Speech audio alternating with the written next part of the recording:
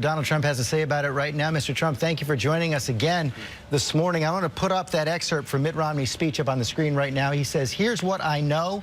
Donald Trump is a phony, a fraud.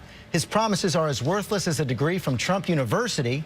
He's playing the American public for suckers. He gets a free ride to the White House.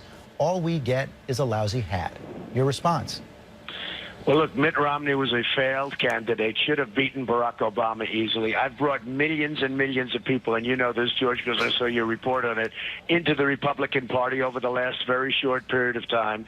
It's the biggest story in politics, how many people are flocking into the Republican Party. They're leaving the Democrats. They're leaving the independents. They're no longer independent. They're now going as Republicans, and they're with me 100%. I have rallies the other day in Alabama. We had 35,000 people, 35,000, the biggest one of the season by anybody by far.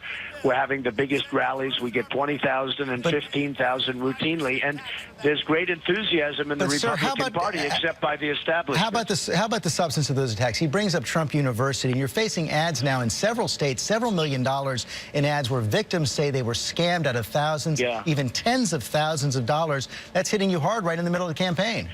George, it's a simple civil case. I could have settled it, probably still could very, very easily, but I don't want to settle it because, look, the people that took the course, 98% of those people liked the school. We have report cards. Every single person that is in a civil case. That was before they took the courses. Excuse me.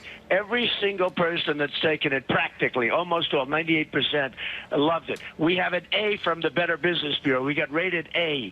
It's a legal deal for lawyers to make money. According to the New York Daily News, excuse me for a second.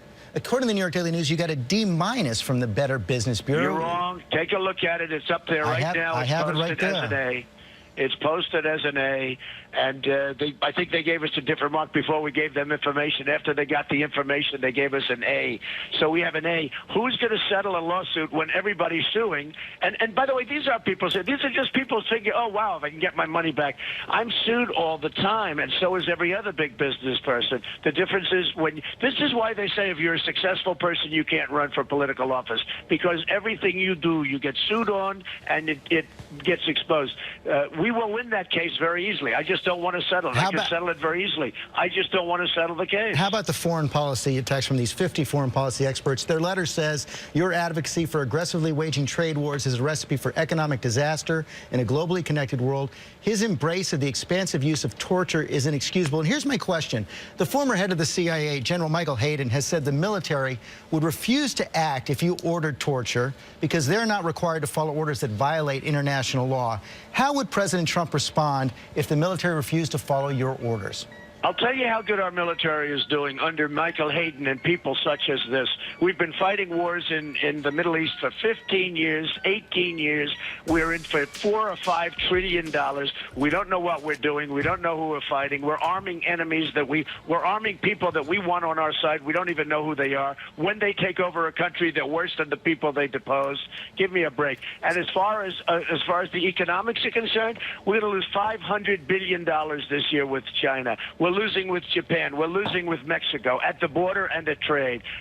Don't tell me about these people that sit around. The American worker is making less money now than they made 12 years ago, George, and that's why they're banking on me. But now they're spending, the establishment is spending $100 million on phony ads against me, and who knows what that does. But $100 million on phony ads. But I will tell you this.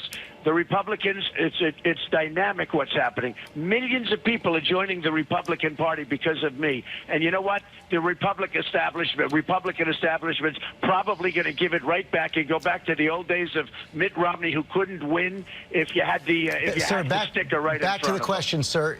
If you order torture and the military refuses to carry out your orders, how will you respond? I don't think that would happen. I'm a leader. I don't think that would happen. They're cutting off heads in the Middle East. They're chopping off people's heads in the Middle East, and we're afraid to waterboard. Give me a break, George. Give me a break. General Douglas MacArthur and General Patton are in their graves right now. They're spinning in their graves.